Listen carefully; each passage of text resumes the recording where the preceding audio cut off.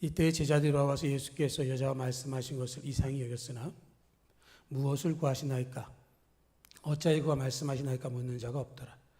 여자가 물동이를 버려두고 동네로 들어가서 사람들에게 이르되 내가 행한 모든 일을 내게 말한 사람을 와서 보라.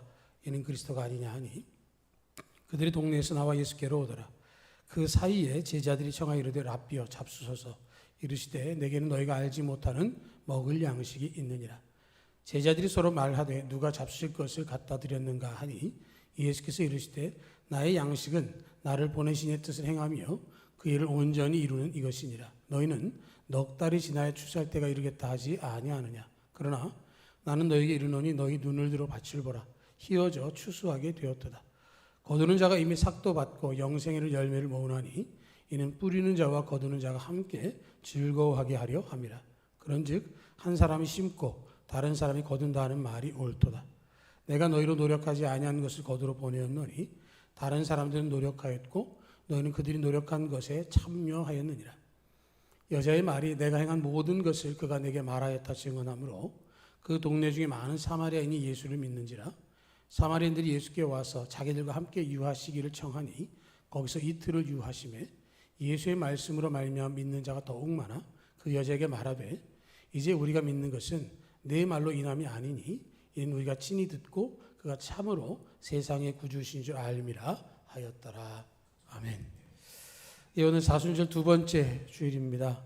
2월 14일 제수요일로 시작해서 3월 31일까지 총 46일 중에 주일을 제외한 사순절을 지나고 있고요.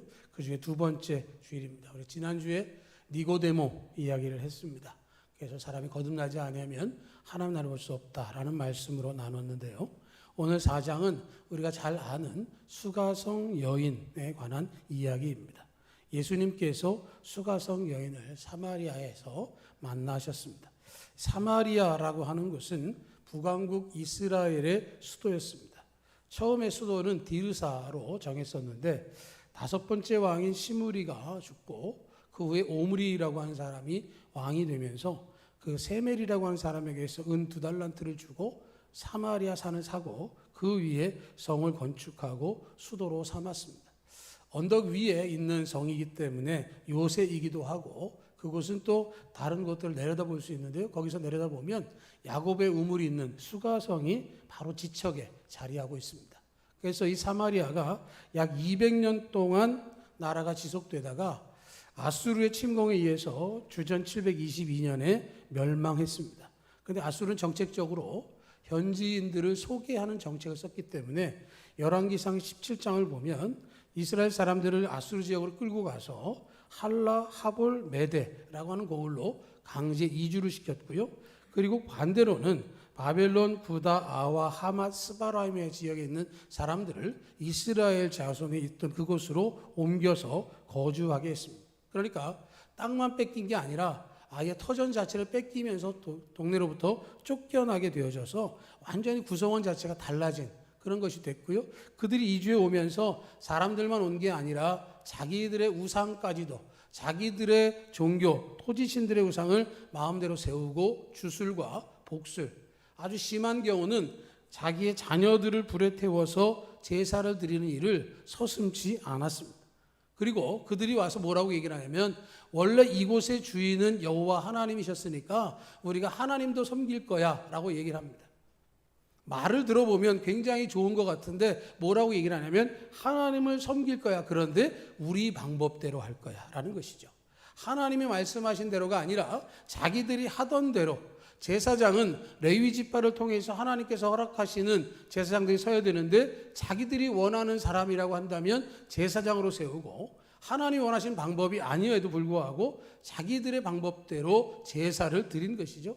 그러다 보니까 시간이 오래 지나니까 결과적으로는 예수님이 말씀하시는 그 시기에는 그것이 정말로 온전한 것이었는지를 생각할 수 없을 정도로 혼합되어지고 차이도 모르게 지나고 있었다라고 하는 것이죠. 그러다 보니까 유대 사람들은 사마리아 사람들 향해서 혼재되었고 혼합적이라고 해서 이방 사람처럼 취급을 했고 사마리아 사람들은 유대인들을 향해서 너무 고집쟁이다라고 하는 마음으로 서로를 대척하고 원수처럼 지내게 되어졌습니다. 그래서 이스라엘 사람들은 북쪽의 갈릴리, 중부에 사마리아, 남부에 유다가 있는데 가능하면 사마리아를 거치지 않는 거죠. 사마리아를 거쳐가 훨씬 빠를 수 있는데 그렇게 하지 않고 요단강을 건너갔다가 북쪽으로 올라가서 다시 요단강을 건너서 갈릴리로 가고, 갈릴리 사람들은 반대로 요단강을 건너 그 베리아 지역을 지나서 다시 요단강을 건너 여리고를 거쳐 예루살렘으로 가는 그 길을 선택하면서 서로 간에 가능하면 만나지 않으려고 하는 상황 속에서 살아왔습니다. 그런데 4장을 보면 예수님께서 사마리아를 지나가신다는 말씀을 하고 있습니다. 3절 4절을 보면 유대를 떠나사 다시 갈릴리로 가실새 사마리아를 통과하여야 하겠는지라. 이 말씀은 일반적인 말씀이 아니에요. 일반적인 상황이 아닙니다. 사마리아는 가능하면 피해가는 게 정상인 거죠. 그런데 예수님께서 사마리아를 통과하시고 5절에 보면 사마리아에 있는 수가라 하는 동네에 이르시니 야곱이 그 아들 요셉에게 준 땅이 가깝고 거기 또 야곱의 우물이 있더라. 예수님께서 길을 가시다가 피곤해서 거기 앉으셨는데 때가 6시쯤 되었다라고 이야기를 합니다.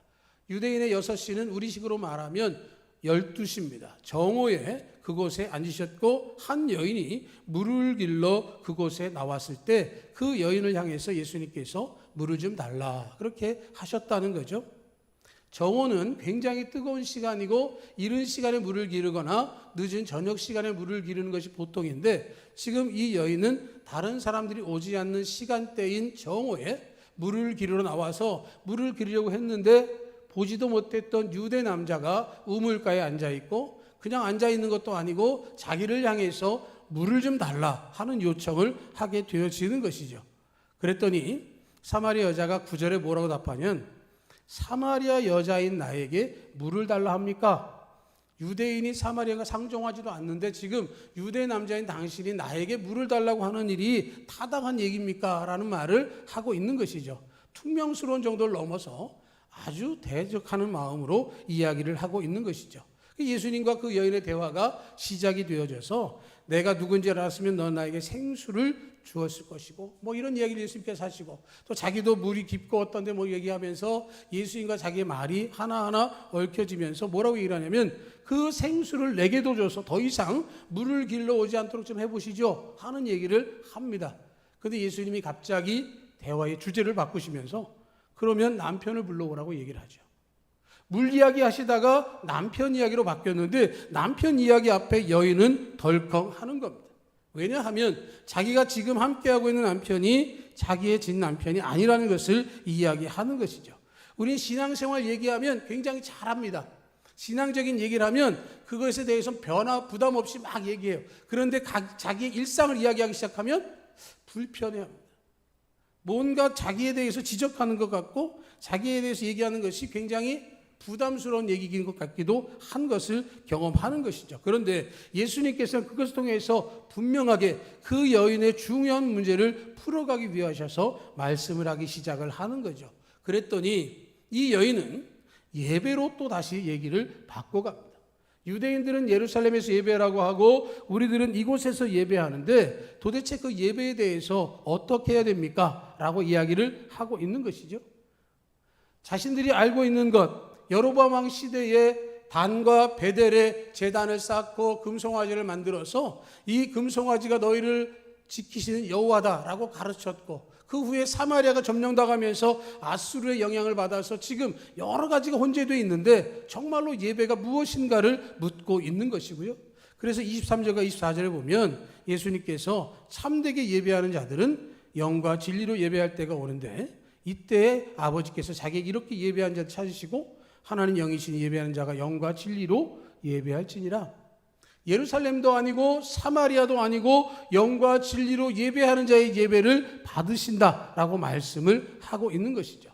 네가 사마리아 사람이기 때문에 네가 유대인이기 때문에 예배를 받는 게 아니라 하나님은 하나님을 향한 진정한 믿음으로 고백되어지는 예배 가운데에 언제나 함께 하시겠다라는 말씀을 하고 있는 것이죠.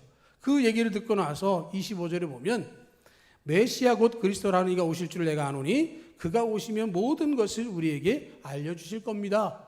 그 얘기 쭉 들어놓고 지금 예수님이 하신 내용이 무엇인지를 들어놓고는 다시 메시아를 이야기하니까 예수님께서 내게 말하는 내가 그라 하시니라 하는 것이죠.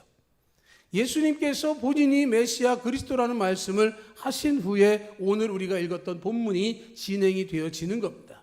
이렇게 이야기를 나누는 중에 제자들이 돌아와서 예수님께서 여자와 말씀하신 것을 보고 이상히 여겼지만 누구도 질문하지 않았다라고 하는 거죠. 예수님은 우물가에 계셨고 제자들은 먹을 것을 구하러 들어갔다가 나름 음식을 준비해서 돌아왔더니 예수님이 사마리아 여자와 대화를 나누고 있습니다. 생면부지의 여인이고 특별히 그 여인이 사마리아 사람이라고 한다면 아까 말한 대로 상종하지 않는 것이 마땅한데 예수님께서 그 여인과 대화를 나누고 있어요. 그런데 제자들이 거기에 끼어들어서 질문을 하거나 뭐 하시냐고 말하지도 않았다라고 하는 것이죠. 자기들이 볼 때는 이해가 되지 않지만 그러나 무슨 이유가 있겠거니 하고 그것을 보고 있는 것이죠. 하나님의 역사하심이 때로는 우리의 상식을 넘어서서 역사하실 때가 있어요. 내가 알지 못하고 예상하지 못한 방향으로 이루어질 수 있는 것이죠. 그러나 그 모든 것들은 하나님의 섭리 가운데 이루어진다는 사실을 우리가 기억해야 하는 것이죠. 하나님은 내 뜻대로 하시는 것이 아니라 하나님의 뜻대로 하시는 것이고 내 안에 계신 성령께서 나로 하여금 하나님이 하시는 것을 보고 거기에 대한 믿음을 갖도록 말씀하고 있는 것이기 때문에 그것을 받아들일 수 있어야 하는 것이죠. 이렇게 제자들이 온 그 순간에 여자가 물동이를 버려두고 동네에 들어가서 이야기를 합니다. 내가 행한 모든 일을 내게 말한 사람을 와서 보라. 이는 그리스도가 아니니 하니 그들이 동네에서 나와 예수께로 오더라 라고 하는 것이죠. 여인과 예수님의 대화가 끝났고 이 여인은 동네로 들어가서 사람들에게 예수님과 만났던 사건을 이야기하면서 와서 보라 하는 이야기를 하고 있는 것입니다. 와서 보라. 이는 그리스도가 아니냐. 사람들을 예수님께로 이끌어가는 그런 사람이 되어진 것이죠. 와서 보라는 말은 빌립이 나다나엘을 부를 때에도 했던 이야기입니다. 와서 보라. 두말할 것 없이 가서 보면 안다. 네가 만나보면 안다. 진짜인지 가짜인지 직접 봐라 하는 얘기를 하는 것처럼 이 여인도 마을 사람들에게 그 이야기를 지금 하고 있는 것이죠. 여러분들에게 이러한 담대함이 있기를 축복합니다. 와서 보라. 내가 경험한 예수 그리스도를 당신들도 만나야 된다라고 증거할 수 있는 여러분의 신앙의 체험과 여러분의 증거가 있기를 축복합니다. 여인이 외쳤습니다. 내가 행한 모든 것들을 내게 말하는 이 사람을 와서 보라. 이는 그리스도가 아니냐. 26절에서 예수님께서 말한 내가 그러하신 그 말씀이 그 여인에게는 확신으로 다가왔고 그 확신은 마을 사람들에게 예수님을 그리스도라고 증거할 수 있게 되어졌고 사람들이 예수님께로 나와왔습니다. 지난주에 우리가 니고데모 이야기할 때는 예수님께서 하나님의 아들이시라고 직접적인 말씀을 하지 않으셨습니다. 그런데 이 여인에게는 내가 그라 하라고 말씀을 하셨습니다.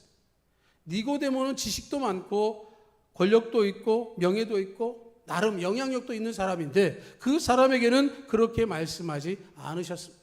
그가 가지고 있는 선입견, 지식, 고집, 자존감 이런 것들을 부서지게 하시고 그들이 정말로 겸손하게 주님 앞에 나올 수 있기를 원하셨다고 한다면 이 여인의 삶은 사람들에게 가능하면 알려지지 않고 만나지 않고 보여지지 않기를 원했었다라고 하는 것이죠. 이방인의 땅에서 이방인 취급받는 것도 서러운데 그 수치를 예수님께서 드러내시면서 오히려 그것을 가지고 자유롭게 그것을 통해서 온전한 자신의 모습을 보도록 만들어 주셨습니다. 내가 너를 구할 메시아, 너희들이 기다렸던 그리스도니 나에게 나오면 네가 가지고 있는 수치와 네가 가지고 있는 부족한 자존감 모든 것들을 회복하게 하시겠다는 말씀을 하고 있는 것이죠. 이 산에서도 말고 저 산에서도 말고 이 방법 저 방법이 아니라 오직 신령과 진정으로 예배하는 자들을 찾으시는 하나님 앞에 거룩한 삶을 살라고 말씀을 하고 있는 것이죠. 니고데모는 숙이게 하셨다고 한다면 소외되고 낙심한 이 비천한 여인은 회복해서 자존감을 세워주시는 것이죠. 우리를 향해서 주님은 말씀하셨고 보게 하셨고 듣게 하셨고 우리를 깨닫게 하시는 일을 통해서 주님을 증거하게 하셨습니다. 여인이 마을에 들어간 그때의 제자들과 예수님의 대화가 31절로 38절까지 전개가 되어집니다. 그 사이에 제자들이 청하여 이르되 랍비여 잡수소서. 이제 여인은 갔고 시간이 비었으니 예수님 식사하셔도 되겠습니다 라고 이야기를 했더니 예수님께서는 너희가 알지 못하는 먹을 양식이 있다고 하십니다. 분명히 배가 고프실 텐데 배가 부르다는 말씀을 지금 하고 있는 거죠. 제자들이 궁금해하면서 누가 혹시 음식을 드렸을까? 어떻게 드셨지? 뭐 이런 얘기들이 오가고 있는데 예수님께서 그들에게 말씀하기를 나의 양식은 나를 보내신 이 뜻을 행하며 그 일을 온전히 이루는 이것이니라 하고 말씀을 하셨습니다. 제자들이 알지 못하는 양식, 누군가 갖다 드렸을까라고 생각했지만 예수님은 그 말씀이 아니라 세상을 구원하기 위해서 오셔서 죄에 빠진 이 여인이 구원받은 것, 그것으로 말미암아 만족하시고 그것으로 풍족함을 누리심을 말씀하고 있는 것이죠. 먹고 마시는 것보다 사명의 최우선으로 하셨습니다. 하늘 양식을 공급받으셨어요. 말씀과 일과 섬김을 통해서 예수님을 닮아간다고 한다면 그것이 온전한 신앙이 되는 것이고 그 일을 통해서 제자들에게 격려의 말씀을 주시죠. 너희는 넉 달이 지나야 추수할 때가 이르겠다 하지 아니하느냐. 그러나 나는 너희에게 이르노니 너희 눈을 들어 밭을 보라. 희어져 추수하게 되었도다 라고 말씀을 하세요. 지금 넉 달이 있어야 추수할 거다라고 이야기를 하지만 예수님은 지금 추수할 때가 되었다라고 말씀을 하고 있는 것이죠. 그 이야기는 뭐냐면 제자들이 지금 이 사마리아 사람들이 구원받는 모습을 보게 될 것에 관하여 말씀하시는 거죠. 4개월이 지나서 추수하는 게 아니라 지금 예수님을 향하여 나오고 있는 동네 사람들, 그들을 향해서 복음이 증거되어지고 그들이 주님 만나는 역사에 대해서 이야기를 하게 되어지는 것이고 그 일에 참여하게 될 것을 말씀하고 있는 것이죠. 거두는 자가 이미 삭도 받고 영생의 열매를 모으나니 이는 뿌리는 자와 거두는 자가 함께 즐거워하게 하려 합니다. 내가 너희에게 말한 것을 통해서 너희가 깨닫고 알고 이를 통해서 구원의 은혜를 함께 누리며 기뻐할 것이다. 너희가 노력하지 않았지만 그것을 거두게 될 텐데 지금 동네 사람들이 다 왔구나 라는 이야기를 하고 있는 것이죠. 그래서 그 사이에 예수님과 제자들의 대화는 끝났고 그 사람들이 모여와서 이야기하기 시작을 합니다. 여자의 말이 내가 행한 모든 것을 그가 내게 말하였다 증언하므로 그 동네 중에 많은 사마리아인이 예수를 믿었다라고 이야기를 합니다. 사마리아 사람들이 그 여인의 말을 듣고 예수님 앞에 와서 예수를 믿는 믿음을 고백하게 되어졌습니다. 그리고 40절 이하에 보면 이제 그들이 말하기를 예수님 우리와 좀 더 계시지요 라는 얘기를 지금 하고 있는 것이죠. 그래서 예수님께서 그 사람들과 함께 이틀 동안 거기에 머물러 계셨습니다. 그리고 예수님이 말씀하신 것을 통해서 믿는 자들이 더욱더 많아졌어요. 그 여인의 와서 보라 이는 그리스도가 아니냐 하는 이 말을 통해서 처음에 그들이 믿음을 가졌다면 이제는 예수님을 만나서 예수님의 말씀을 통해서 그들이 믿음을 갖게 되어졌다는 것이죠. 첫 번째는 전도를 받아서 교회를 나와서 신앙을 갖기 시작했다고 한다면 이제는 내가 신앙생활 하는 가운데에 주님의 음성을 듣고 음성 가운데 깨닫고 알게 되어져서 온전한 믿음의 성숙함의 자리로 나아갈 수 있게 되어졌다라고 하는 것이죠. 예수님께서 그들과 함께 하심을 통해서 자신들이 직접 들은 것으로 인해서 예수님이 세상의 구주이시고 그리스도라는 사실을 믿게 되어졌습니다. 사마리아 수가성에 복음의 씨앗이 심겨졌다라고 하는 것이죠. 수가성 여인은 사람들의 시선을 피해서 어떻게든지 자기만의 공간으로 숨게 되었을지 모르지만 예수님 만난 이후로 그것은 숨겨지는 것이 아니라 드러나게 되어졌고 드러나는 것을 통해서 구원의 역사가 넘쳐나게 되어졌습니다. 자기의 삶 속에서 움츠려들고 자기의 만족을 위해서 어떻게든지 그것을 모면하고자 했던 생활이 아니라 예수 그리스도를 통해서 진정한 복음의 자리, 구원의 자리로 나아가게 되어졌고 예수님은 숨겨주는 것이 아니라 그것을 드러내는 걸 통해서 진정한 자유를 얻게 하시고 온전한 치유를 갖게 하셨습니다. 예수님은 우리가 죄인 되었을 때에 우리 죄를 사하기 위해서 십자가에서 죽으셨습니다. 이것을 통해서 하나님 우리를 사랑하신다고 사랑을 확증해 주셨습니다. 우리는 죄를 숨기려고 합니다. 가능하면 감추고 싶어 합니다.